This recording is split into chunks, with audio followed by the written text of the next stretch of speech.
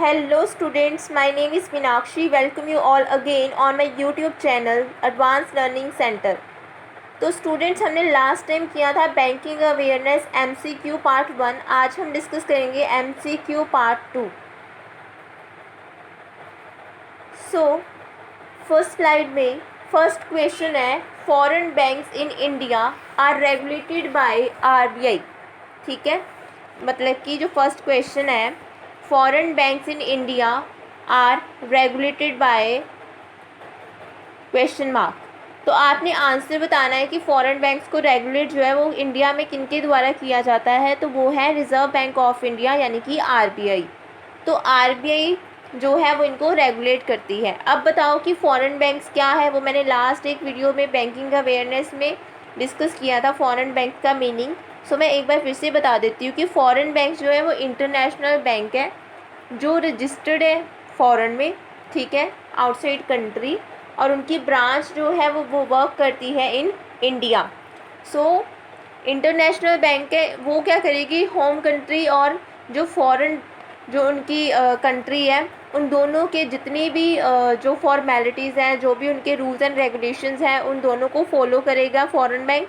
और जो foreign bank है उसकी जैसे मैं उसको अगर डिफ़ाइन करने पे आऊँ तो वो एक ऐसे बैंक्स हैं, foreign banks defined as banks from a foreign country working in India through their branches. तो उनकी जो ब्रांचेज है वो कहाँ पे है, इन इंडिया.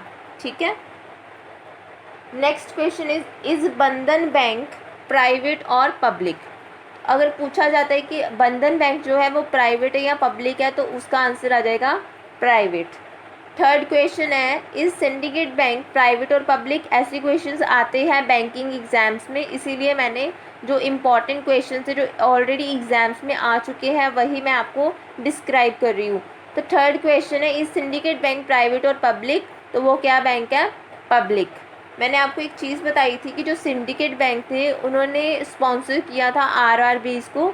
ठीक है, अगर पूछा जाए कि जो RRBs का स्पॉन्सर बैंक है वो कौन सा बैंक है, वो है सिंडिकेट बैंक. ठीक है. Next question, fourth question is how many RRBs are there in India currently.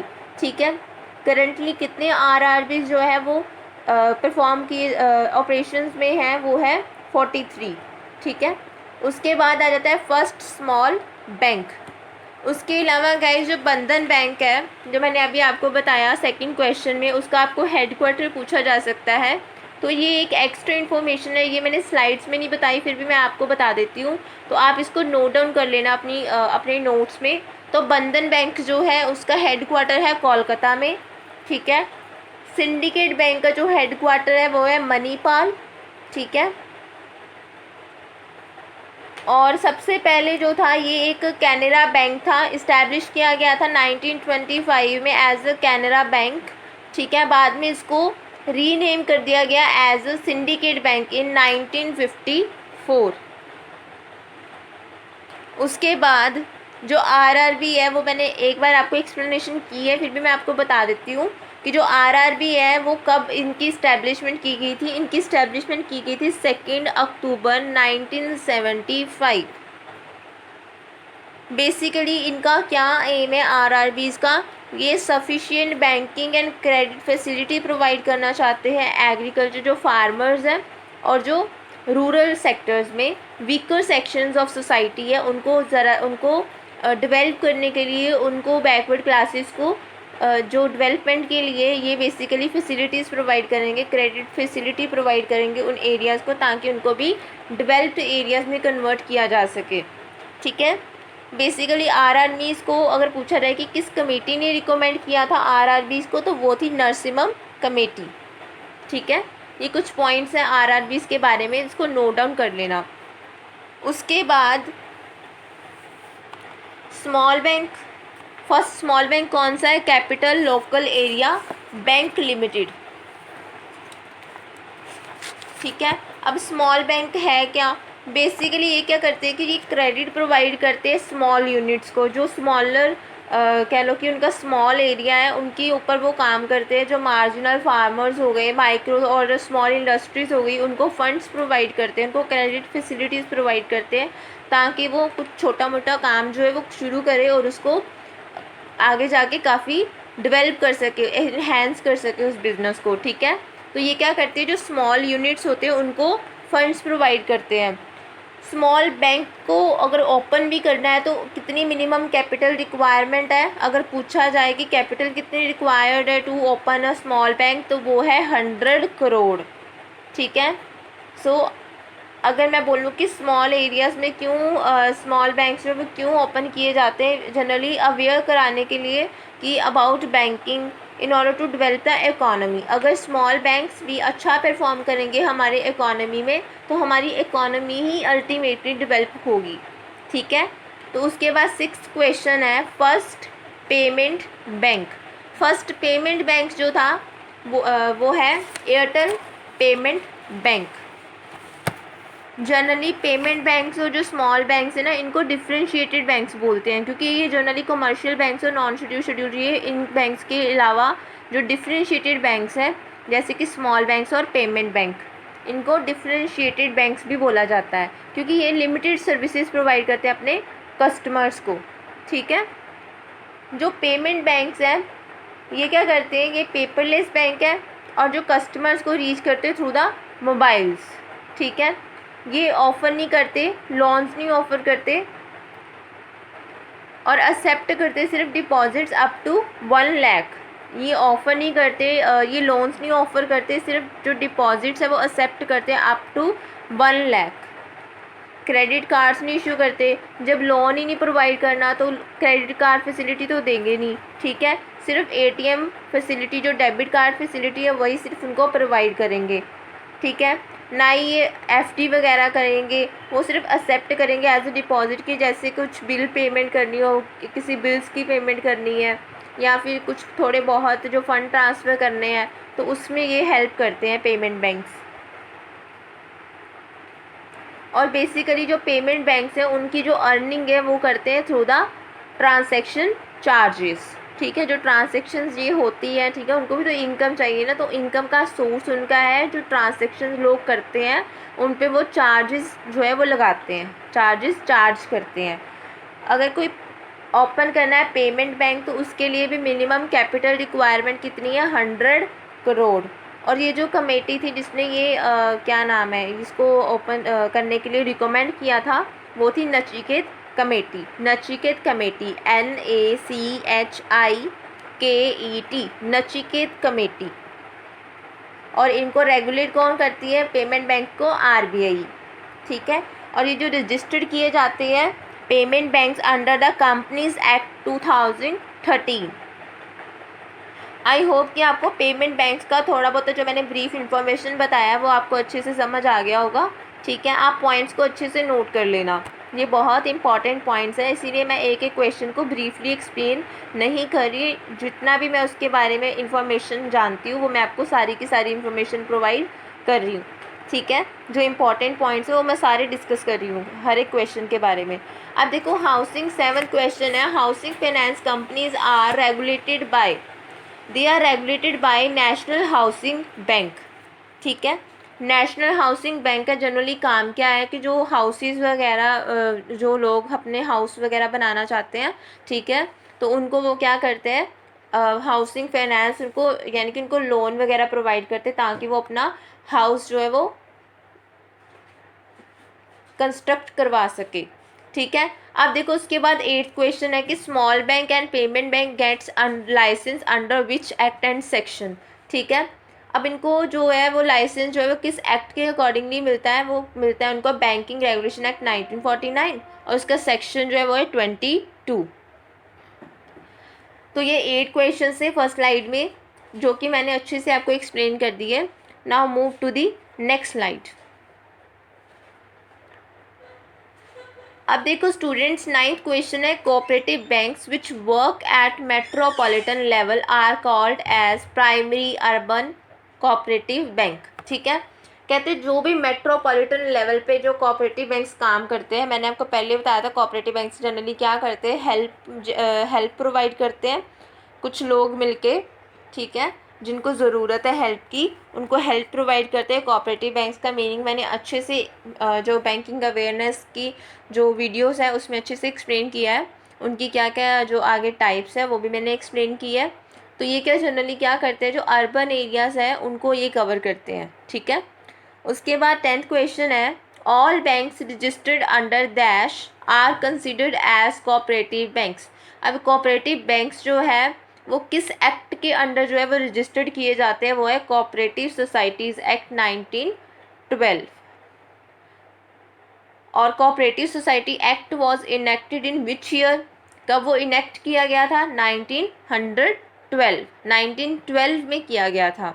उसके बाद जो largest commercial bank in India that was SBI, state bank of India. 13 question, who science 1 rupee note, जो 1 rupee note है उसको कौन sign करता है, उसको साइन करते थे फाइनेंस सेक्रेटरी, ठीक है। जो फाइनेंस सेक्रेटरी है वो इसको साइन करते थे। अगर पूछा जाए कि अब कौन है वो हमारे जो finance secretary, that is Ajay Bhushan Pandey ji, ठीक है।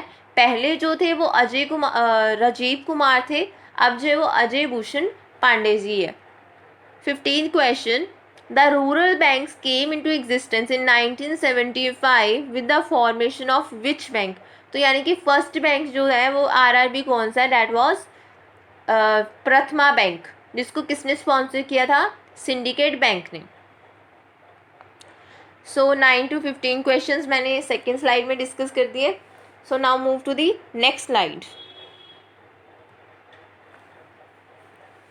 तो 16th क्वेश्चन है, कहते कि कौन से ऐसे 3 प्रेसिडेंसी बैंक्स हैं और इस्टेब्लिश किस साल में किए गए थे, किस ईयर में किए गए थे। वो मैंने पहले ही आपको जो डिटेल में एक्सप्लेन कर दिया था कि 3 प्रेसिडेंसी बैंक्स हैं। बैंक ऑफ बंगाल, जिसको पहले अर्लियर नेम जो था वो था बैंक ऑफ कैलकटा, जो 1806 में रीनेम कर दिया गया था 1809 में as a Bank of Bengal. उसके बाद Bank of Bombay, bank of Madras, ठीक है। इनके ईयर भी बहुत इंपॉर्टेंट है, 3 प्रेसिडेंसी बैंक्स नेम भी बहुत इंपॉर्टेंट है। उसके बाद the second bank to be set up in India that was General Bank of India. Royal Commission on Indian currency and finance was also known as Hilton Young Commission, जिसने कि RBI को introduce किया था, ठीक है, जो कि आरबीआई को लेके आई थी कमीशन जनरली, ठीक है। उसके बाद 19 question, in April 1980 how many banks were nationalise. अब देखो 1969 जो है नेक्स्ट क्वेश्चन है, तो तब आए थे 14 बैंक्स और 1980 में जो आए थे वो थे 6 banks. 21st question, in which year SBI was control of 8 state associated banks under SBI act 1959। कि एसबीआई को जो 8 एसोसिएट बैंक थे उनका कंट्रोल किस ईयर में मिल गया था, वो थे कंट्रोल, कब उनको फुली वो कंट्रोल में थे एसबीआई के, वो किस ईयर में आया था कंट्रोल उनके पास, एसबीआई के पास, तो 1969। Next question, who wrote the book the problem of rupee, its origin and its solution, who give the concept of RBI. लेके तो हिल्टन यंग कमीशन आई थी, मतलब कि जब उसको क्या रिकमेंड किया गया उसको पूरी तरह हमने जब मान लिया कि आरबीआई हमारा होना चाहिए एक रिज़र्व बैंक ऑफ इंडिया जो कि पूरे बैंकिंग सिस्टम को अच्छे से कंट्रोल करे, बट इसका जो सबसे पहले जो बुक थी वो लेके आए थे बी आर अम्बेडकर जी, जिसके ऊपर हिल्टन यंग कमीशन ने डिसाइड किया, काफ़ी देर बाद जाके उन्होंने डिसाइड किया था कि हाँ भाई आरबीआई होना चाहिए। तो ये बुक कौन लेके आए थे, B R Ambedkar ji. Now move to the next slide. 23rd question, second governor of RBI.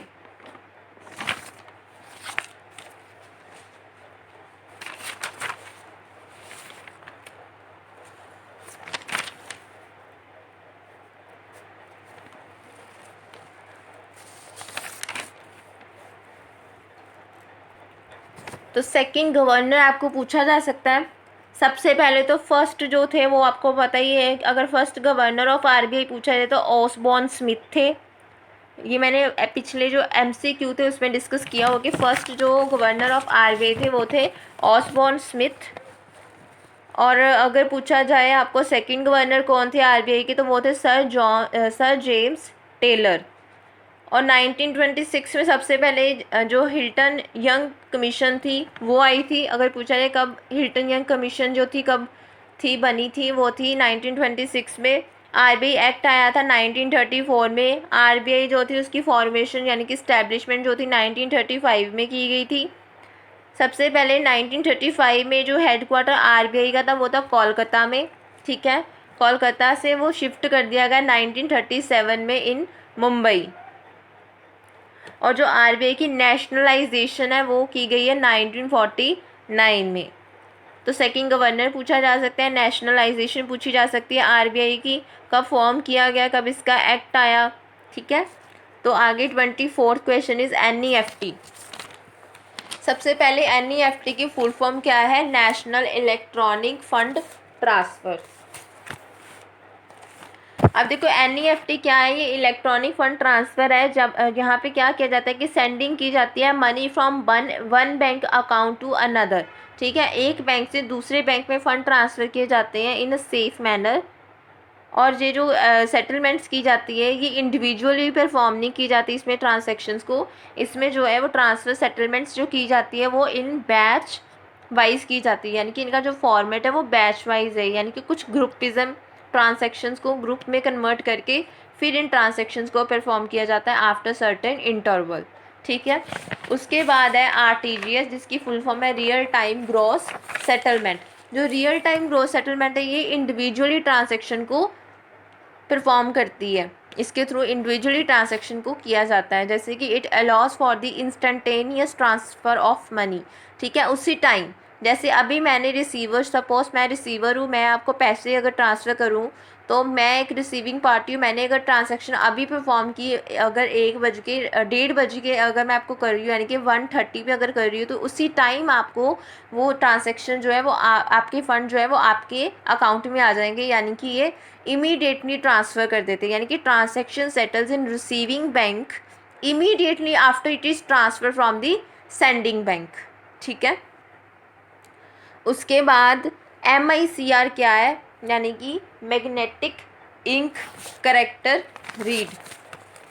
Generally जो MICR है इसमें चेक आइडेंटिफिकेशन के लिए जनरली इसको बोलते हैं कि it enables cheque identification, faster processing हो जाती है चेक की इसके थ्रू, MICR के थ्रू जो है फास्टर प्रोसेसिंग हो जाती है। और MICR में 9 डिजिट्स होते हैं।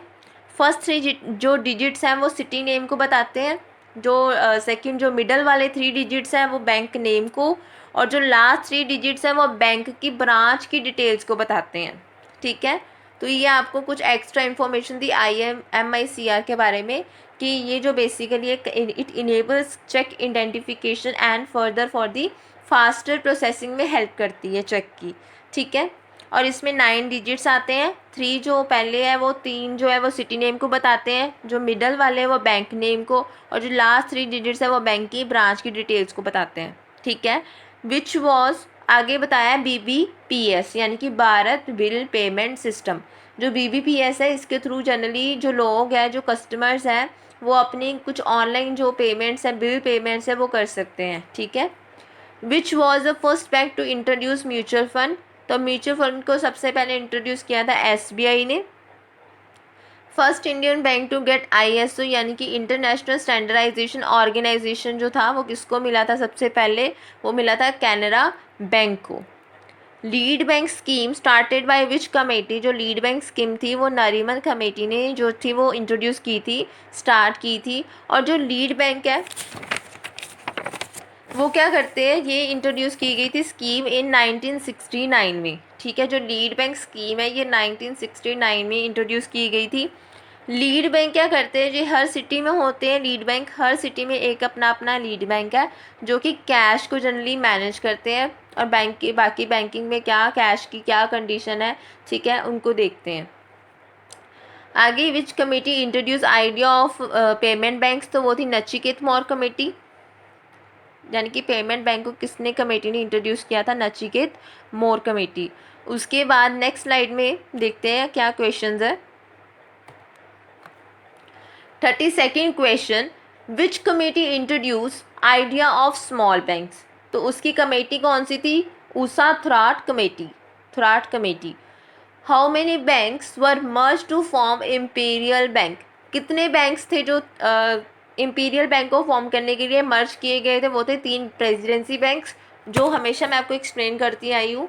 बैंक ऑफ, सबसे पहले Bengal, bank of Bombay, bank of Madras, इन तीनों को मर्ज करके क्या फॉर्म किया गया था? Imperial bank of India. तो इंपीरियल बैंक ऑफ इंडिया का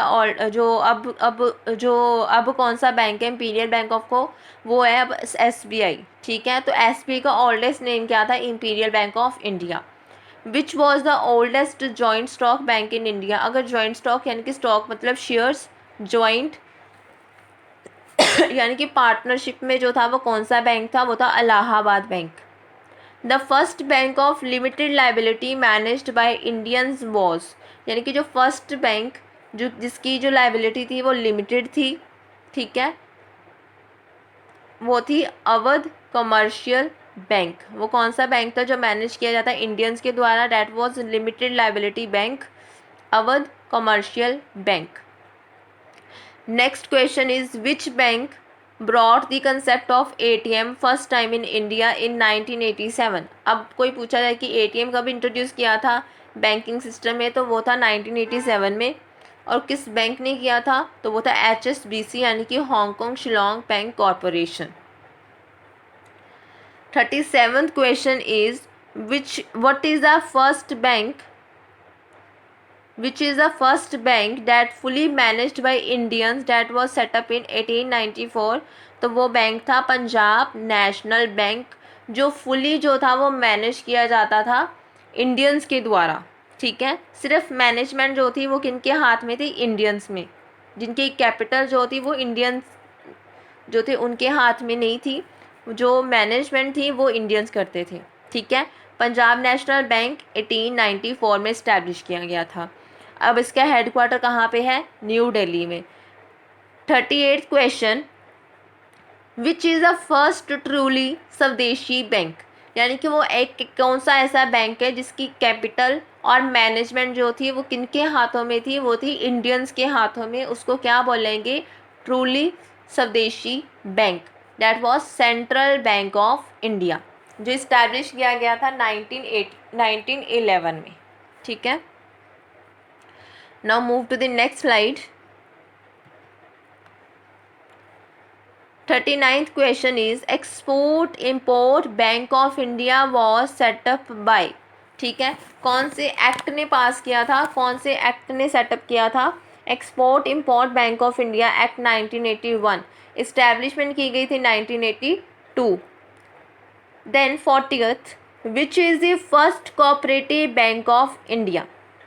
first cooperative bank of India is Ananya Cooperative Bank Limited. बहुत इंपॉर्टेंट है कि फर्स्ट कोऑपरेटिव बैंक कौन सा है? Ananya Cooperative Bank Limited. अब जो कोऑपरेटिव डेवलपमेंट बैंक है वो किसके द्वारा सेटअप किए जाते हैं? वो किए जाते हैं नाबार्ड। बेसिकली कोऑपरेटिव बैंक्स का जो मेन एम है वो है रूरल एरियाज़ को डेवलप करना। तो नाबार्ड का जो अब देखो रूरल एरियाज़ में जो अपेक्स इंस्टीट्यूशन है वो कौन सा है? नाबार्ड। तो जो नाबार्ड है वही जो है वो सेटअप करता है कोऑपरेटिव डेवलपमेंट बैंक्स को भी। उसके बाद जो बैंकिंग अबर्ड्समेंट स्कीम है is introduce under dash of banking regulation act 9। कौन से सेक्शन में जनरली ये अब आता है? ये आता है सेक्शन 35A। अब बैंकिंग अबर्ड्समेंट स्कीम जो थी जनरली ये इंट्रोड्यूस की गई थी 1995 में, बट उसको बाद अब अगर मैं करंटली बात करूँ तो अब उसकी जो की गई है वो की गई है, इंट्रोड्यूस किया गया है 2006 में। यानी कि इसकी बात जो इंट्रोड्यूस जो था अब पूछा जाए अब करंटली पूछा जाए तो वो किया गया 2006। अगर फर्स्ट इंट्रोड्यूस पूछा जाए तो डैट वाज 1995। अब बैंकिंग अवर्समैन क्या करता है? ये कस्टमर्स को बोलता है कि वो अपनी कंप्लेन जो है वो फाइल करवाओ बैंक्स को। अगर आपको किसी भी सर्विस जो बैंकिंग सर्विस की अगर प्रॉब्लम आती है तो आप बैंक्स को कंप्लेन कर सकते हो। तो बैंक जो है वो आपको आपकी जो प्रॉब्लम्स है उनको सॉल्व करेगा, उनको रिजॉल्व करेगा। ठीक है, तो बैंकिंग अबर्समैन जो बेसिकली कंप्लेनर्स के लिए है, ठीक है, उनको सॉल्व करने के लिए। Now move to the next slide. In which year Bharatiya Mahila Bank was established in India? Bharatiya Mahila bank जो था वो जनरली वुमेन के लिए था, ठीक है, वुमेन को एम्पावर करने के लिए इस्टेब्लिश किया गया था 2013 में। ज़्यादा इसकी परफॉर्मेंस अच्छी नहीं थी, जिसकी वजह से इसको जो था एसबीआई के साथ मर्ज कर दिया गया ऑन 1 अप्रैल 2017, जब जो एसबीआई के 5 जो रह गए थे एसोसिएट बैंक्स को, उनको भी तभी जो था महिला बैंक के साथ ही मर्ज किया गया था विद एसबीआई ऑन 1 अप्रैल 2017। ये इम्पॉर्टेंट पॉइंट है, ठीक है। उसके बाद 46 question, in which year RRB act passed in parliament. Generally सबसे पहले एक्ट पास किए जाते हैं, फिर उनकी इस्टेब्लिशमेंट की जाती है, लेकिन आरआरबी के केस में जो एक्ट है वो बाद में पास किया गया था, पहले इसकी इस्टेब्लिशमेंट की गई थी। तो यानी कि आरआरबी एक ऐसा बैंक है जिनकी इस्टेब्लिशमेंट पहले की गई है और इनका एक्ट जो है वो बाद में पास किया गया है। तो आरआरबी जो है वो 1975 में इस्टेब्लिश किए गए और इनका एक्ट जो है वो पास किया गया 1976 में। उसके बाद जो बिमल जलन कमेटी है फॉर्म की गई है 2014 में। इनका पर्पस क्या था, ये क्या करता था, जो न्यू बैंक थे उनको लाइसेंस प्रोवाइड करता था, ठीक है, करता है। जैसे जैसे कि बंधन बैंक है, उनको भी जो था बिमल जलन कमेटी के अंडर इनको लाइसेंस प्रोवाइड किया गया है। आईडीएफसी है, उसको भी इनके अंडर ही जो है वो लाइसेंस प्रोवाइड किया गया है। तो बिमल जलन कमेटी जो है वो न्यू बैंक लाइसेंस को के पर्पस के लिए जो है वो फुलफ़िल करती है वो, ठीक है। अपना उसका मेन जो है फॉर्मेशन किसके लिए की गई है, न्यू बैंक लाइसेंस के लिए। Then first bank to launch KYC in India. KYC मतलब नो योर कस्टमर, यानी कि इसके अकॉर्डिंगली जो कस्टमर्स हैं वो बैंक को क्या करते हैं, अपने जो डॉक्यूमेंट्स हैं वो सबमिट करवाती है कि अपने कस्टमर की आपको पूरी इन्फॉर्मेशन जो है वो पता होनी चाहिए। तो अब इलेक्ट्रॉनिकली जो KYC नॉर्म्स है वो फिल करने के लिए किस बैंक ने सबसे पहले ही लॉन्च किया था, वो थे axis bank. 49th question is which bank merged in PNB इन 1993। कौन सा ऐसा बैंक था जिसको मर्ज किया गया विद PNB इन 1993, तो वो थे new bank of India. New bank of India establish किया गया था सेकेंड फेज ऑफ नेशनलाइजेशन में। जो 6 बैंक्स आए थे उनमें से एक था न्यू बैंक ऑफ इंडिया। अच्छा परफॉर्म ना करने की वजह से इसको PNB के साथ मर्ज कर दिया गया इन 1993 में। उसके बाद 50th question, in which year NABARD act passed in parliament. अब जो इस्टेब्लिशमेंट थी वो थी 12 जुलाई 1982। नाबार्ड की इस्टेब्लिशमेंट थी 12 जुलाई 1982। इसका एक्ट जो था वो पास किया गया इन 1981। आई होप स्टूडेंट्स, मैंने आपको 50 क्वेश्चंस करवाए हैं MCQ पार्ट 2 में, वो आपको अच्छे से समझ आ गए होंगे। अगर आपको किसी भी क्वेश्चन में अगर डाउट है तो आप मुझे कमेंट सेक्शन में बता देना। मैं नेक्स्ट वीडियो में आपको उसका प्रॉपर मीनिंग जो है एक्सप्लेन कर दूँगी, अगर किसी भी आपको क्वेश्चन में प्रॉब्लम आती है। तो guys, please subscribe my channel and press bell icon to get all the notifications about my further videos. Thank you so much. Bye bye. Take care.